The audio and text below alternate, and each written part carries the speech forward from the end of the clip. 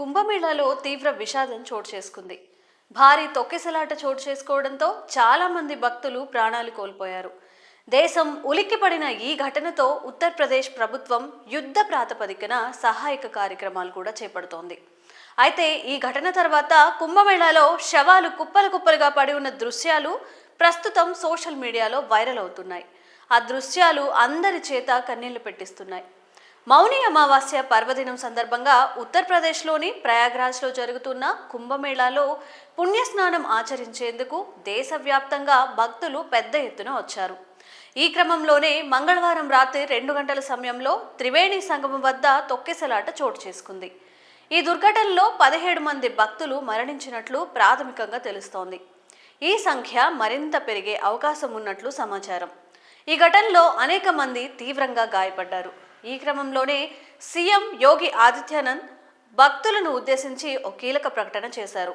తొక్కిసలాట జరిగిన త్రివేణి సంగమం ఘాట్ వద్దకు ఎవ్వరూ రావద్దని భక్తులకు సూచనలు ఇచ్చారు.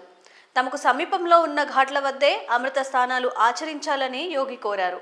దేశవ్యాప్తంగా ప్రయాగ్రాజ్కు వస్తున్న భక్తుల కోసం ప్రత్యేకంగా ఘాట్లను ఏర్పాటు చేశామని అన్నారు. మిగతా అన్ని ఘాట్లలో పరిస్థితి సాధారణంగా ఉంది అని వివరించారు. ఎలాంటి ఇబ్బందులు తలెత్తకుండా ఉండేందుకు అధికారులు సూచనలు పాటించాలని భక్తులను కోరారు. అయితే నేడు మహాకుంభమేళాకు 10 కోట్ల మంది వచ్చినట్లుగా అధికారులు అంచనా వేస్తున్నారు.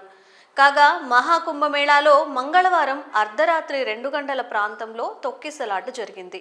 త్రివేణి సంగమం వద్ద భక్తులు అమృత స్నానం కోసం ఒక్కసారిగా ఎగబడడంతో తోపులాట జరిగింది. దీంతో ఘాట్ వద్ద బారికేడ్లు విరిగిపడడంతో ఒక్కసారిగా తొక్కిసలాట జరిగింది. ఈ దుర్ఘటనలో ఇప్పటి వరకు 17 మంది భక్తులు మరణించినట్లుగా తెలుస్తోంది. గాయపడిన 50 మంది క్షతగాత్రులను పారామిలిటరీ దళాలు, వాలంటీర్లు అంబులెన్స్లో సమీపంలోని మహాకుంభ్ నగర్లోని సెంట్రల్ ఆసుపత్రికి తరలించి చికిత్స అందిస్తున్నారు.